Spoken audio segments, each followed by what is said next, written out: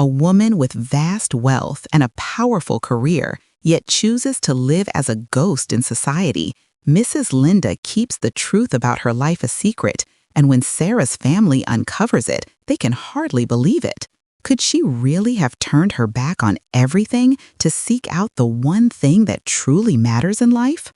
Follow the story to uncover the secret behind her simple existence and the surprises that will make you reconsider what happiness truly means. I am Mrs. G. Linda, a woman who lives a simple life, although I could easily enjoy all the luxuries life has to offer. My monthly income is up to $50,000, enough for me to live in luxurious mansions, drive expensive cars, and enjoy a life that many people dream of. However, I never do that. I choose to live modestly, to live simply. The world doesn't need to know about my finances, and I don't want anyone to view me through the lens of wealth. From a young age, I learned that peace in life is not brought about by money, but by simplicity and the true values that reside in the hearts of people. My son John is my pride. He is kind, considerate, and always loves his mother. Although he grew up in a well-off environment, John has always lived humbly and never asked for much. But one thing I know for sure is that John often wonders why I live so simply. He sees that I never spend lavishly, never boast about my success. These questions sometimes echo in John's mind, but I simply answer him with a smile and the words, "Life doesn't need much to be happy, my dear." And then one day, John invited me to a special dinner. He said his wife Sarah and her family would be coming from overseas. This would be the first time I would meet Sarah's family, and of course I couldn't refuse my son's invitation. However, I knew one thing: Sarah's family are very successful people, living in a world of luxury that I only know through magazines. I had never met them, but I could imagine what they might be like based on what John had told me. That evening, I prepared a simple yet elegant outfit. I didn't want to stand out too much, just a regular mother, a woman who knows enough and is content with what she has. However, deep down, I was worried. I couldn't help but think about what Sarah's family would think of me, a woman who lives so simply and doesn't own much like they do. Would they judge me, thinking I'm unworthy of their son? The dinner took place in a formal atmosphere, but I felt an invisible distance between myself and Sarah's family. They sat around the table, chatting merrily about luxury trips, big business deals, and powerful social connections. As for me, I just sat there smiling, listening, and occasionally answering their questions. A few glances were cast in my direction as if they were evaluating me, looking for something that could define who I am in their eyes. But I didn't pay attention. I know who I am, and I don't need their recognition. Sarah was very friendly and always tried to engage me in conversation. She asked me about my job, my hobbies, and how I relax. I answered her calmly, without boasting, because I didn't feel the need to show off. Several times when I mentioned what I do, I noticed Sarah and her family exchanging looks as if they were sharing a common thought. Who is this woman who lives like this without wanting to stand out? As we ate, the conversation turned to more personal questions. Sarah began asking me about how I raised my children, how I managed life and work. She asked, "You seem to live so simply, but can you share with me the important decisions you've made in life?" I looked into her eyes, silently thinking. I knew this question wasn't just out of curiosity, but also an evaluation. Perhaps they were trying to find a weakness, a flaw in me that they could use to judge who I really am. I smiled and gently answered, "My life isn't special except for the fact that I always keep a peaceful heart. I don't chase after material wealth or social status. I believe that the most important thing is love and respect in every family. Those are the values I truly cherish." Certainly, my answer didn't satisfy Sarah. She looked at me strangely, as if she couldn't understand why someone like me could live without the things they considered important. A silence lingered between us. I could feel their surprise, even a bit of contempt from Sarah's family. They didn't say anything further, but I knew that in their eyes I was just a rich woman who didn't know how to take advantage of my wealth to live a fuller, more deserving life. I could feel the discomfort in the air, but there was nothing more I could do except remain silent and let things unfold as they would. I couldn't change how they thought, and I didn't want to. The dinner continued in an awkward silence. I'm not the type of person who likes to be the center of attention, but I couldn't help but feel I was being silently judged by Sarah's family. Perhaps they thought I was too ordinary, too insignificant compared to what they had imagined about me. But I also knew that I didn't need to change to make them happy. I just needed to be myself. The dinner ended. John took me home. On the way back, I didn't say much, just smiled gently at my son. Even though I felt a little strange, I still couldn't change the way I live. I choose to live peacefully, without the need for validation from others. And I hope that one day, Sarah and her family will understand that a person's worth is not measured by money, but by what we do for others and what we keep in our hearts. I still clearly remember the feeling when I saw the room where we sat for dinner that evening. The room was luxuriously decorated, the warm golden light reflecting off the ornate walls. Sarah sat there talking naturally, sometimes about extravagant trips, lavish parties, and powerful meetings. Everything seemed to sparkle under the light of money and fame. And I, sitting there in my simple dress, felt like a ghost, unable to integrate into this world. I couldn't help but think about my life when I was in such a space. Everything in my house was very simple. There were no expensive paintings or luxury items. My house only had simple yet meaningful objects, old family photos, books I loved, and wooden chairs I had carefully chosen from a local furniture store. The entire house bore the marks of years of struggle, but it was those marks that created the warmth and peace I cherished. Every morning, I wake up very early, not because I have to work hard, but because I enjoy the stillness, feeling every breath of a new day. I don't have a busy schedule, no phone calls from important partners or clients. My life always has its leisurely moments, moments when I can sit still and watch the leaves fall outside my window. Every day, I usually take a walk around the neighborhood, visit old friends I've known for a long time. I don't need to host grand parties or attend big events to feel valuable. Simple conversations, the smiles of friends, moments of sharing joy and sorrow are the most precious things to me. Day by day, I continue that life with nothing changing, nothing rushing. I don't compete or try to prove anything to anyone. Maybe to others, my life seems barren, but to me, that's how I find peace. Of course, I never lack anything. I have a stable job, a steady income, and enough to support my family and loved ones. But I don't feel the need to flaunt that. I don't need luxury cars or expensive clothes to feel confident in myself. Those things don't bring me true happiness. Sometimes I wonder, does John understand why I live like this? He's my son, the one I love the most in this world, but sometimes I feel like there's an invisible distance between us. He doesn't understand that for me, simplicity and peace in life are the most precious gifts.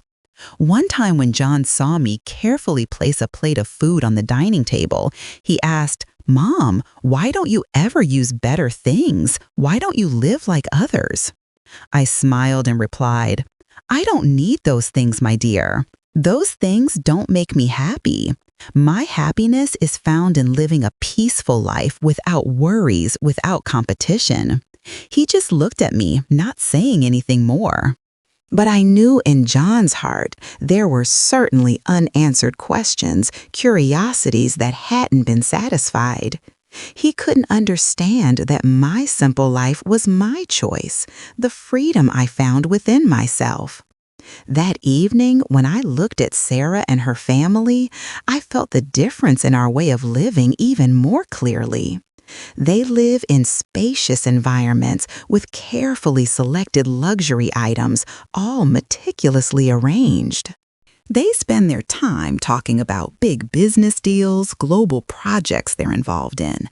They boast about trips to expensive destinations and events they attend with famous people. I felt so small in that world. Their stories made me feel like I was standing outside a stranger who couldn't join their conversations.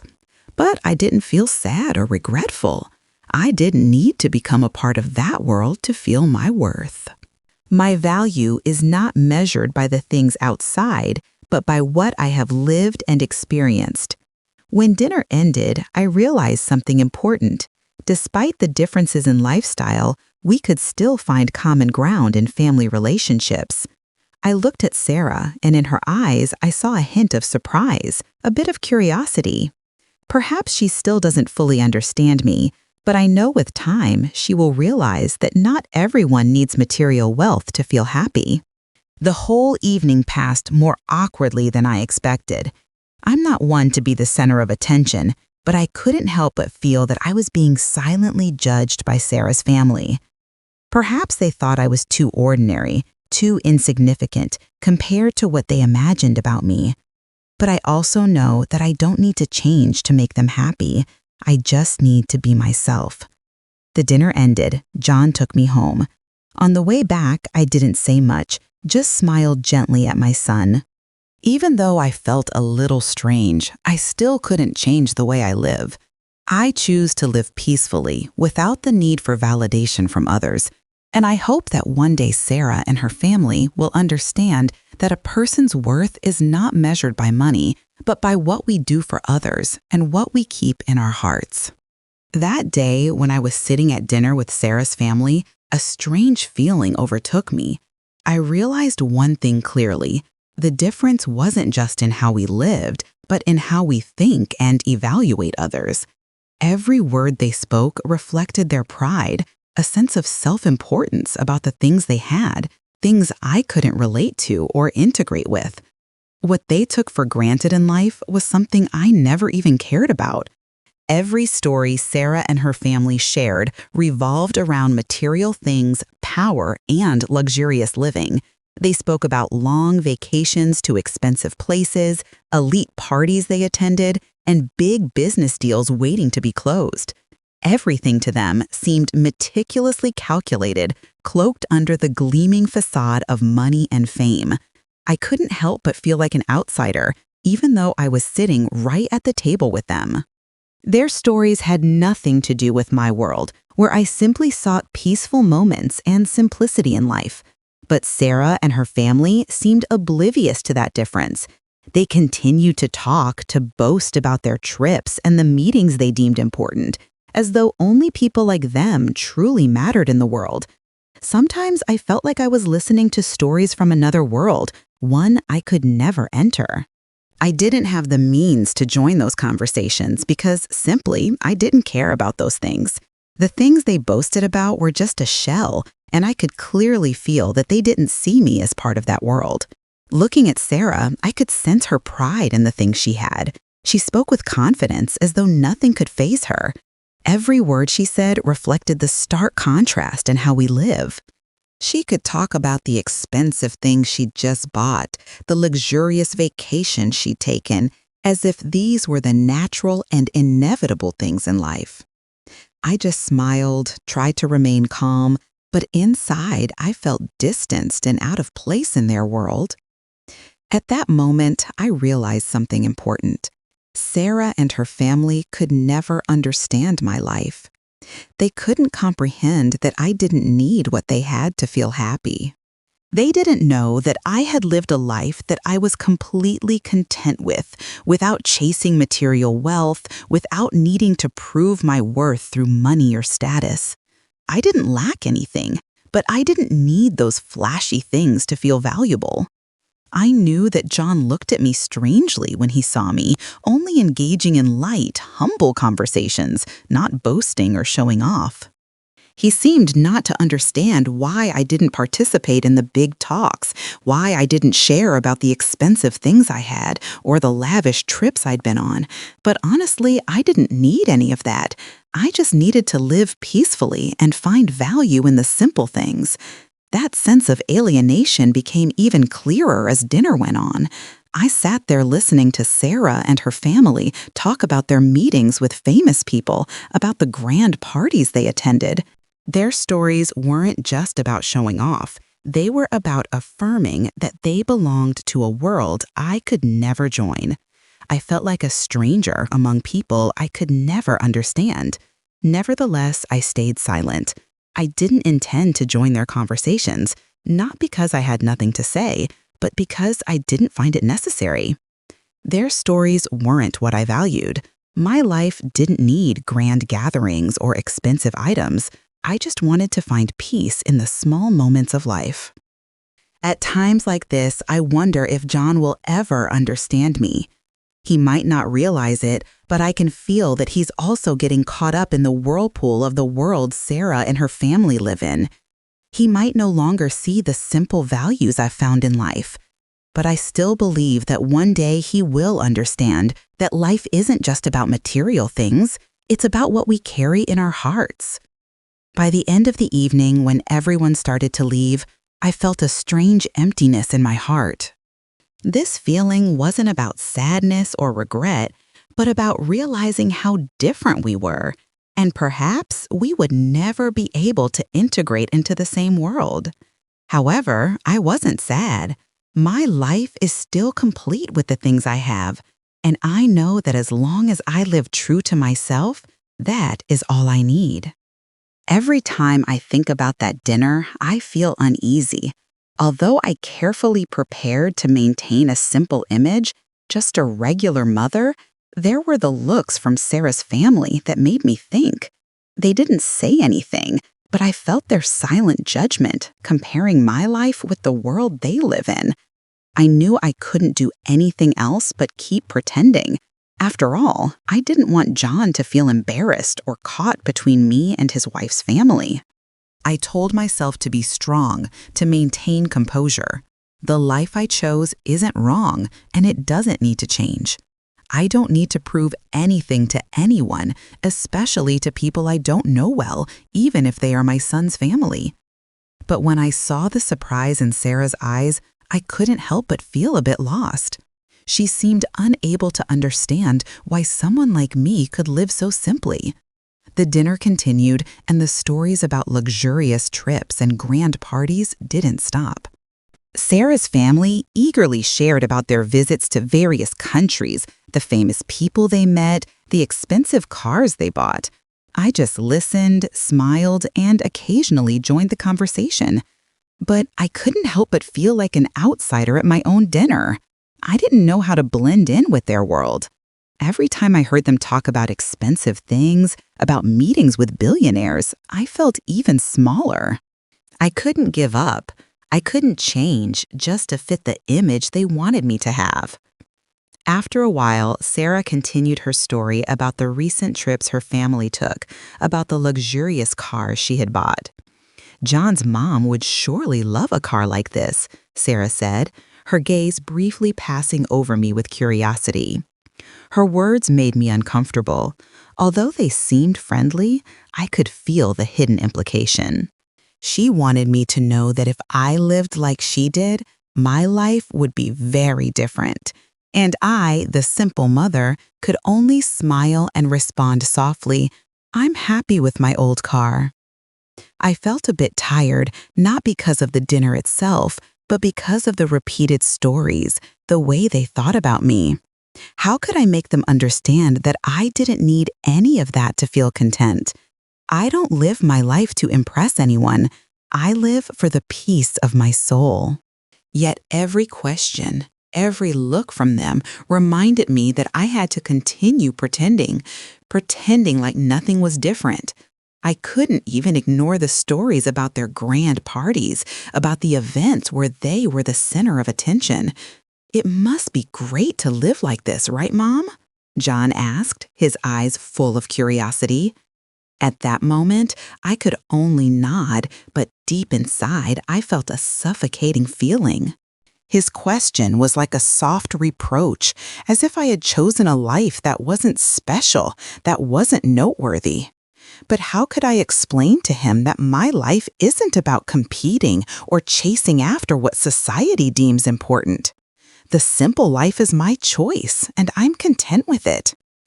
As dinner came to an end, Sarah asked me, "Have you ever thought about changing your lifestyle?" She smiled gently, but in her eyes I saw clear surprise. She truly couldn't understand why I lived this way. A person who could have everything, but chose to live simply, without boasting or showing off. I looked at Sarah, and in my heart I felt a slight sadness, not for myself, but for her. She had never experienced the peace that comes from being free from societal and material pressures. She only knew a world filled with glitter, where people's value was measured by what they had, not by who they are. I answered her calmly, "I don't think change is necessary. I'm content with what I have." My answer might have surprised her, but I didn't regret it. Life doesn't always need to change to fit what others want. Sometimes staying true to oneself is the most important thing. When we stood up to leave, I felt as if a heavy burden had been lifted from my heart. I couldn't change how they saw me, but I could remain true to myself. Their surprised glances, their curious questions couldn't make me change, couldn't make me live differently. I knew I would continue to live a simple, peaceful life, and no matter what judgments they passed, I wouldn't change. That night when I got home, I sat alone in the living room, the feeling of tiredness washing over me, but I smiled. My life, though not filled with opulence, is full of values I cherish. I may not have the things Sarah and her family consider important, but I have things they can't buy with money. That evening, even after it was over, it still haunted my thoughts. After returning home, I sat in my familiar room, the dim light casting shadows on the old wooden chairs and the simple family photos I cherished. Everything here was calm, but I couldn't stop thinking about what had happened. Although I tried to remain composed, a part of me still felt a pang of sadness. Sarah and her family weren't bad people, but I couldn't ignore the stark difference between us. Every conversation they had reflected a life in a different world, one I could never integrate into. They didn't know that while I may not have the expensive items or luxurious trips, I was still content with the life I chose. But to them, it seemed like I was an anomaly, someone who couldn't comprehend the true value of life. During dinner, there were moments when I felt like I was being treated like an outsider. When Sarah talked about her luxurious trips to expensive places, the meetings with famous people, I felt like I was a stranger in my own dinner. She didn't seem to realize this, or maybe she didn't care, but every time she spoke, every glance from her family, I could feel the alienation, the difference that couldn't be erased. One moment I'll never forget was when Sarah smiled and said, "John's mom will never understand our life, right?" That gentle remark felt like a slap to my heart. I knew she didn't intend to offend me, but something about the way she said it made me feel judged, belittled. Just because I didn't live in her world, just because I didn't flaunt my wealth, she thought I didn't understand life or wasn't worthy of what they had. Those questions kept swirling in my mind. Sarah's questions seemed to imply that I was someone who couldn't understand the true value of life, that I could never appreciate the satisfaction money and status bring. But how could she understand that? For me, those things aren't everything. How could I explain to her that I didn't need to have all the things she had to feel valuable? The more I thought about it, the more frustrated I felt. I couldn't stay silent forever. However, I didn't want to create tension or conflict. I am John's mother, and I know that not every debate can be won. But in that moment, I couldn't help but feel a sense of sadness. A sadness over the alienation, over the misunderstanding I felt from Sarah and her family. When dinner ended, I felt a weight in my heart. Everyone stood up, preparing to leave. John looked at me with a worried gaze, but I just smiled, pretending nothing was wrong. I didn't want him to feel like he had to choose between me and his wife's family. I knew he loved me and wanted me to get along with her family, but I also knew that it wasn't easy. There's too big a difference between our worlds, and sometimes I feel like I can't bridge that gap. Sarah's words echoed in my head. John's mom will never understand our life. That line felt like an accusation, a judgment I couldn't ignore. I'm not perfect, but I know I don't deserve to be judged just because of the life I've chosen. I don't need to live like them to feel I'm worth something. When I returned home, I sat in the living room, the place I usually sit every evening. The quiet atmosphere surrounded me, and I just wanted to sink into my thoughts. I thought about Sarah, her family, and what they had said. Maybe they don't understand me, but I also can't understand their world. The things they value are nothing to me. I don't need wealth or fancy trips to feel happy. Sometimes I wonder if John will ever understand me. Will he ever see the value in my simple life? Or will he continue to feel lost between these two different worlds? I don't know the answer to that question, but I can feel the struggle in John's every gesture. One day, while we were drinking tea together, John suddenly said, "Mom, I really don't understand why you live like this. You have everything, but you refuse everything that life has to offer." His words were a shock, leaving me unsure how to react. I looked at him, seeing his confusion and disappointment. He didn't get it, and perhaps he never would. I placed my cup of tea down on the table, looked at John and said, "Son, I don't need those things. I don't need a luxury car, fancy trips, or grand houses to feel happy. I've lived a full life, even though not everyone understands that. I could have everything many people dream of, but that's not what matters most to me. I need peace in my soul, and that's what I've chosen for my life." John didn't say anything further, but I could see in his eyes a sense of understanding. Maybe he didn't fully agree, but at least he understood why I lived the way I do, and that was something I never expected. I didn't want to change myself to please anyone, but when I saw him understand and no longer feel out of place, I knew I had made the right choice. The following days went on, but I continued my simple life. Every morning, I still woke up early, walked around the neighborhood, visited old friends, and chatted with familiar faces. Life remained calm, but I knew that John and I would have to face unavoidable conflicts. He might never fully understand me, and perhaps I will never fully understand the world he lives in. But that doesn't mean I have to abandon the life I've chosen. The question still echoed in my head every day. Will John ever accept me as I am, or will he continue looking for a different mom, one who fits better into the world he lives in? I don't have the answer, and maybe I never will. But I know one thing. I will continue to live true to myself because I believe that's the only way to find true peace and happiness in this life. My life will never change, no matter how the world outside changes. And I, even if judged or misunderstood by others, will continue to live calmly, finding satisfaction in the simple things. That night, I couldn't sleep. Sarah's words kept swirling in my mind. The feeling of being judged, of being compared, made it impossible for me to rest peacefully. I understood that Sarah's family wasn't bad people.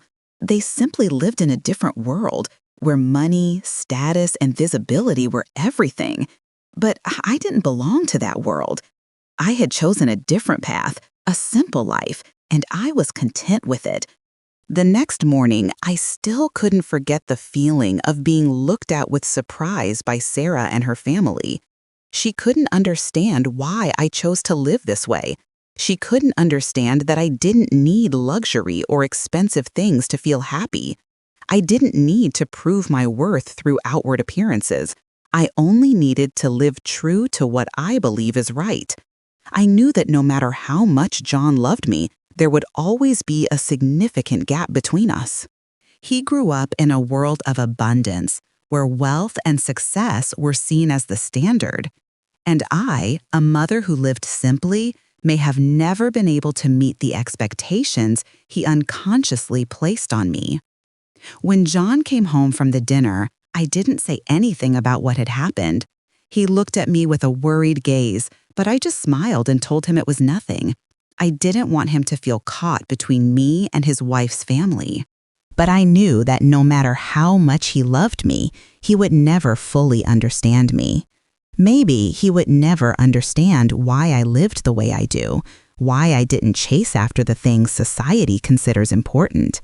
That evening, it felt like a reminder to me that the differences between us were unbridgeable. Sarah might not understand me, and I might never understand her. My life and hers were too different, and maybe we would never be able to harmonize.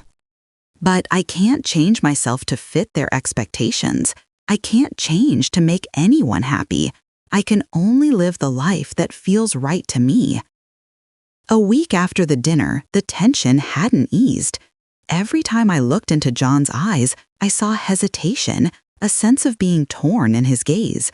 I knew he was trying to please me and Sarah's family, but I also knew he was facing a big internal conflict. Could he accept me as I am, or would he want me to change to fit the world he lived in? I didn't know the answer to that question, but I could feel the unease in every gesture from John. One day, while we were drinking tea together, John suddenly said, "Mom, I really don't understand why you live like this. You have everything, but you refuse everything that life has to offer." His words shocked me, and I wasn't sure how to respond. I looked at him, seeing the confusion and disappointment in his eyes. He didn't get it, and maybe he never would. I set my cup of tea down on the table, looked at John, and said, "Son, I don't need those things. I don't need a luxury car, expensive vacations, or grand houses to feel happy. I've lived a full life, even though not everyone understands that. I could have the things many people dream of, but that's not what matters to me. What matters to me is peace in my heart, and that's what I've chosen for my life." John didn't say anything else, but I could see in his eyes that he was beginning to understand something. Maybe he didn't fully agree with me, but at least he understood why I chose to live this way. And that was something I didn't expect. I didn't want to change myself to please anyone, but when I saw him understand and no longer feel out of place, I knew I made the right choice. The days went on, but I continued my simple life. Every morning, I still woke up early, took walks around the neighborhood, visited old friends, and had conversations with familiar faces. Life remained peaceful, but I knew John and I would have to face unavoidable conflicts. He might never fully understand me, and perhaps I will never fully understand the world he lives in. But that doesn't mean I have to abandon the life I've chosen. The questions still echoed in my head every day. Will John ever accept me as I am? Or will he continue looking for a different mom, one who fits better into the world he lives in? I don't have the answer, and maybe I never will. But I know one thing: I will continue to live true to myself, because I believe that's the only way to find true peace and happiness in this life. My life will never change, no matter how the world outside changes. And I, even if judged or misunderstood by others, will continue to live calmly, finding satisfaction in the simple things. A week after that dinner, I still couldn't forget John's questions. The confusion in his eyes made me uneasy. He wanted me to change, to become part of the world Sarah and her family lived in. He didn't understand that even though I could have everything they had, I had chosen to live a different life, a simple life that I was happy with. But could I continue to hide this truth forever? John's questions kept repeating in my mind. Mom, why don't you want to live like other people? You could have it all, but you refuse it. That question felt like an accusation, but also a call that I couldn't ignore. Had I been too closed off, too stuck in my own shell, not letting John see the real me? Had I lived too long in my own peace without ever letting him see the truth about me? I knew it was time to face the truth, to share with John why I lived the way I did. I could have let him continue living in the world he wanted without worrying about me, but I couldn't continue hiding it from him. Part of me wanted him to understand that I didn't need to change to please anyone. I lived this life because I chose it, and I wanted John to understand that sometimes simplicity is the greatest choice of all. That morning, when John came home after a day at work, I decided I couldn't hide it any longer. I invited him to sit down at the old dining table in the living room where I always sit each evening. The atmosphere in the house was calm, the light gently streaming through the window, but I felt a strange tension. I looked at John and saw that he was still looking at me with curiosity and concern. "Mom, is something wrong?" he asked, his voice full of care. I didn't answer immediately, just looked at him, trying to hold back the emotions that were swelling inside. Finally, I took a deep breath and said, "John, I know you're feeling confused. You don't understand why I live this way, why I chose this simple path when I could have everything." I paused, letting the words sink in. John remained silent, his eyes still full of hope, as if waiting for the answer. "I don't need those things, son. I don't need a luxury car. I don't need expensive trips. I don't need grand houses or to attend lavish parties to feel happy. I've lived a full life, even though not everyone understands that. I could have everything many people dream of, but that's not what matters to me. What matters to me is peace in my soul, and that's what I've chosen for my life." My words weren't just an explanation, they were also a confession. I didn't want John to feel like I lacked anything, because in reality I didn't. I had everything I needed for a happy life. But I also didn't want to keep hiding the fact that I had chosen a simple life, one that didn't depend on material wealth or social status. John sat quietly, his eyes now showing a glimmer of understanding, but there was still some confusion there. "Then why didn't you share this with me before?" he asked, still filled with questions. I looked at him, and a soft sadness washed over me. "I didn't want you to feel uncomfortable. I didn't want you to be caught between me and Sarah's family. You deserve a full life. You deserve to have everything Sarah's family has. But I can't change who I am to please anyone. I just want you to understand that I live this way because it makes me happy. It's my choice." At that moment, I felt a silence between us, but it wasn't the silence of alienation. It was the silence of understanding. John might not agree completely, but at least he understood why I lived the way I did. A few moments passed, and then he looked at me with a compassionate gaze. "Mom, I get it now. I don't want you to change, but I just want you to be happy." His words warmed my heart. Yes, John might not completely share my view, but at least he understood that I wasn't regretting my choice. I smiled softly. "Thank you, son, but I already have everything I need. My happiness comes from living a peaceful life, being loved, and appreciating the things I have. I don't need anything more." What I said wasn't just meant to comfort John, but also to remind myself that I had made the right choice. I had lived for so long without needing to explain myself to anyone. But when John asked, I knew it was time to reveal the truth. And that truth helped free me from the questions I had been asking myself all along. After that conversation, I felt much lighter. John understood me more, and at least now we didn't have to hide anything from each other.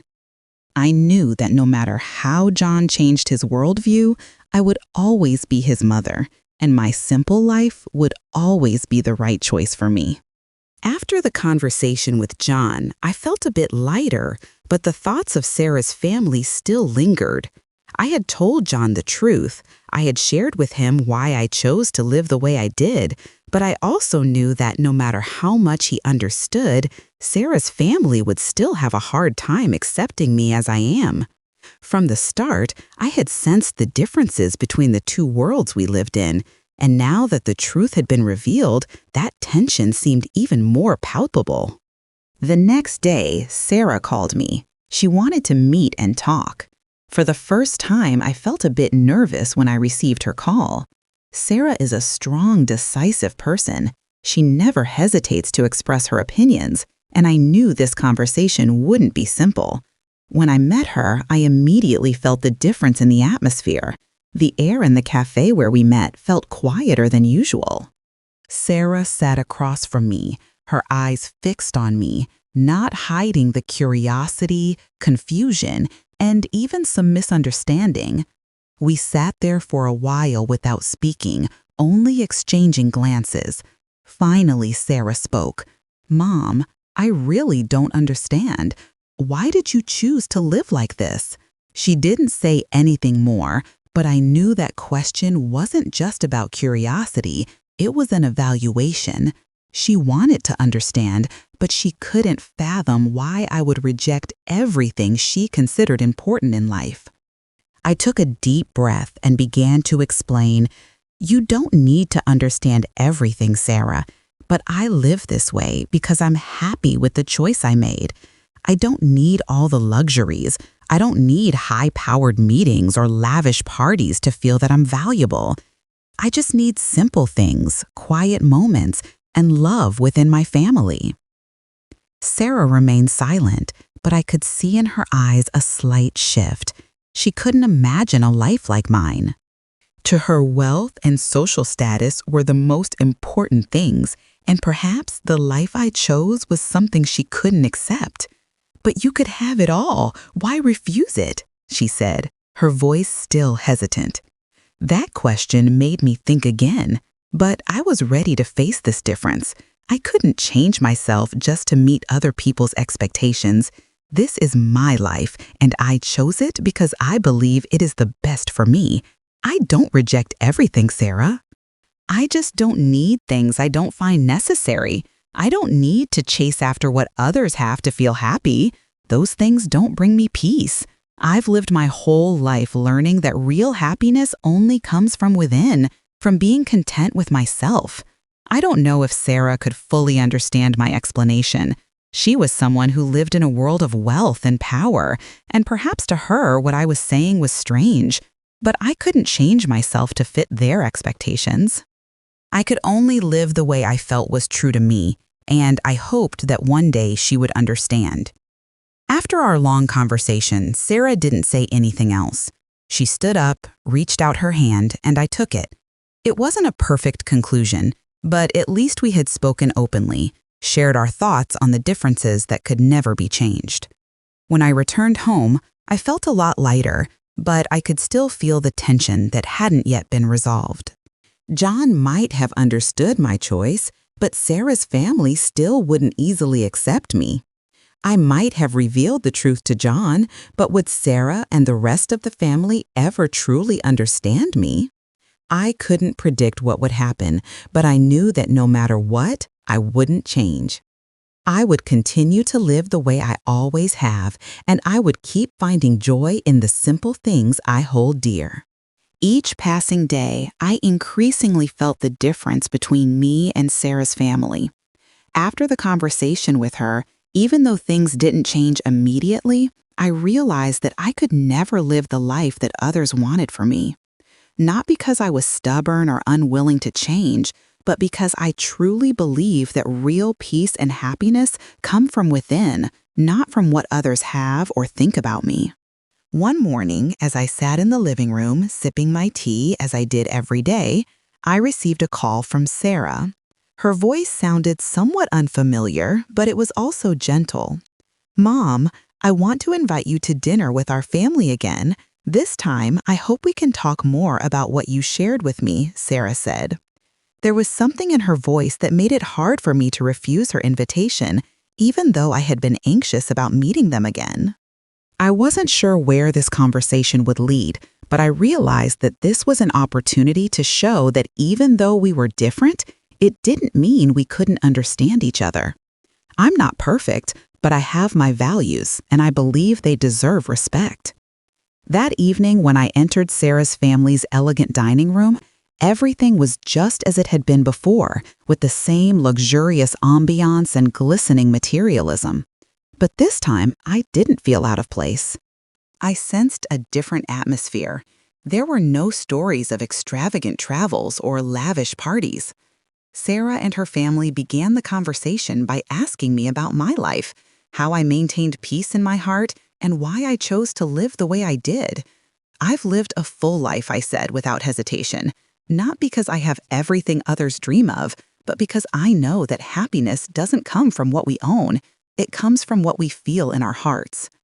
Simplicity is my choice because I feel free in it. There are no constraints, no pressure to fit in with what others expect. My answer wasn't meant to convince them, but to remind myself of why I chose to live this way. After I spoke, I saw a slight change in Sarah's gaze. She no longer looked at me with confusion. Instead, her eyes reflected a respect that I hadn't noticed before. Perhaps she didn't fully understand me, but at least she had listened. The whole evening unfolded much more calmly than the first time.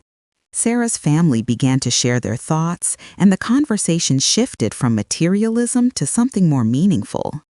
They spoke about their families, their peace of mind in work, and the simple things they truly cherished. I realized that despite our differences in lifestyle, we all seek peace and love, and it was this love that mattered most. After dinner, when everyone stood up to see me out, Sarah took my hand. Her eyes were warmer than before. "Thank you for sharing with me. I think I understand you more now. You live the way you do because you found peace in it, and I respect that." Her words made me feel much lighter. Even though we lived in different worlds, at least I had shown her that there are values in life that can't be measured by money or status. When I returned home, I no longer felt the same anxiety or confusion. That night, as I sat alone in the living room, I felt at peace. I realized that no matter how different we were, I had been able to convey that the life I chose wasn't without value, and perhaps one day Sarah and her family would come to understand. I don't have everything they have, but I have something they can't buy. I'm at peace with that. The next day, when John asked me about the conversation, I smiled and said, "You don't need to worry about that. I found peace in this life, and I know that's the most important thing." John looked at me without hesitation, and I could sense a sense of calm in his eyes. That was a moment I hadn't expected. I didn't want to change for anyone, but when I saw him understand, that day, as I stood by the window looking outside, the faint rays of the sun filtered through the trees, and I felt like everything was moving slowly, gently, and peacefully. My life continued the same way, simple but fulfilling. But there was one thing I couldn't overlook: the shift in my relationship with Sarah and her family. Though not everything had changed immediately, at least we had said what needed to be said, and there was a deeper understanding between us. And that was the most important thing. That evening, John and I sat down for dinner in our small kitchen. He didn't say much, but I could see the peace in his eyes that I had longed for.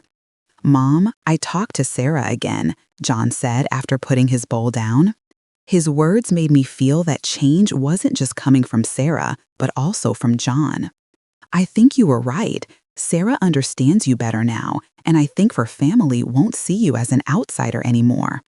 I looked at him smiling, and I felt like a weight had been lifted from my heart. The feeling wasn't just relief, but also happiness, knowing that John had come to understand me, even though he didn't completely share my way of life. That was something I hadn't expected. I didn't want to change myself to please anyone, but when I saw him understand and no longer feel like he was caught between two worlds, I knew I had made the right decision. The next day, Sarah called me again. This time, her voice sounded more comfortable without the tension or questioning tone from before. "Mom, I want to invite you to our house to talk again," Sarah said, but this time she didn't seem hesitant. I knew this meeting would be different from the last. "We don't need to explain anything anymore, but I think after everything, you've helped me realize something important in life." When I arrived at Sarah's house this time, the atmosphere was completely different. She no longer looked at me as an outsider, but as someone with her own worth. Her whole family also seemed to warm up to me. They smiled, and there was no longer surprise or judgment in their eyes. I could feel the change, even though it was small, but it was enough for me to know that my efforts weren't in vain. We sat down for tea, and the conversation shifted to topics that weren't about material things. This time, the conversation wasn't about showing off or questioning my way of life. Instead, we started talking about the small things in life, the simple joys we found in each passing day. Sarah shared how she had learned something from me, from the life I had chosen. "I didn't understand why you lived this way, but I think now I do," she said. "I don't need to have everything to feel happy. You've lived this way, and I see that maybe that's the truly important thing." Her words filled me with a soft warmth. She might not fully understand me, but at least she had realized that the simple life I chose had its own value, and maybe it was a path she could choose as well if she wanted. It wasn't about expensive possessions. It wasn't about luxury trips. It was about finding peace in your heart. "Thank you, Mom, for helping me see things differently," Sarah said, her eyes filled with gratitude. "I don't know if I could live like you, but I will always respect your choice." Her words made me feel an immense sense of peace, not because I had changed anyone, but because I had stayed true to myself. And now Sarah no longer saw me as an outsider. She didn't see me as strange. She saw me as someone who had found value in life without chasing material things. When I left Sarah's house, I felt much lighter. Even though Sarah and her family still lived in their world, still held on to their own views, I knew that at least I had conveyed to them that there were values in life that couldn't be measured by material wealth or money. I had once worried that I would never be accepted, but tonight I saw a glimmer of hope in my relationship with Sarah's family. She no longer saw me as a stranger, and I no longer felt disconnected from them. She understood that my life was valuable too, in its own simple, unassuming way. That night, I sat in front of the window looking at the dark sky and the twinkling stars. My life continued as it always had, simple and peaceful, but now I didn't feel so alone. What I had done, what I had chosen, wasn't in vain. At least I had found peace in my life, and that was something no one could take away from me. Tomorrow would be another day. I would continue to live as I had, continuing to find joy in the simple things. And no matter how Sarah and her family's world changed, I would continue to live true to myself, because I knew that only by living authentically could I find real happiness in this life. In the end, I understand that happiness is not about what we have, but about how we live and cherish what we already have.